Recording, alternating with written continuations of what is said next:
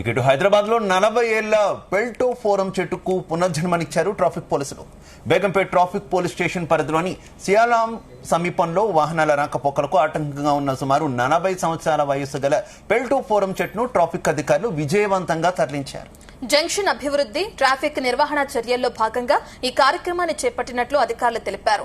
Inspector Janaki Ramulu, RSI Ashok Reddy ఆధ్వర్యంలో Begumpet traffic police సిబ్బంది, అటవీ శాఖ, జీహెచ్ఎంసీ, యూబీడీ విభాగం, స్థానిక నాయకుల సహకారంతో చెట్టును బేగంపేట్ సమాధి వాకిటి ప్రాంగణానికి జాగ్రత్తగా తరలించారు. ట్రాఫిక్ డీసీపీ రాహుల్ రెడ్డి పర్యవేక్షణలో ఈ చర్యలు చేపట్టినట్లు Malkajgiri traffic ACP G Shankarraju తెలిపారు.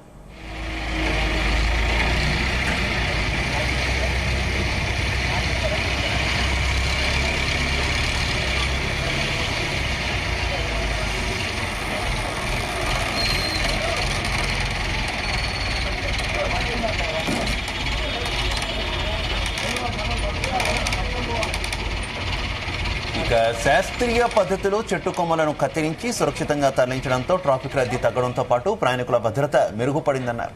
నగర హరిత వాతావరణ పరిరక్షణకు కట్టుబడి ఉన్నామని, తరలించిన చెట్టు ఆరోగ్యంగా పెరిగేలా నిరంతర సంరక్షణ చర్యలు చేపడతామని అధికారులు పేర్కొన్నారు.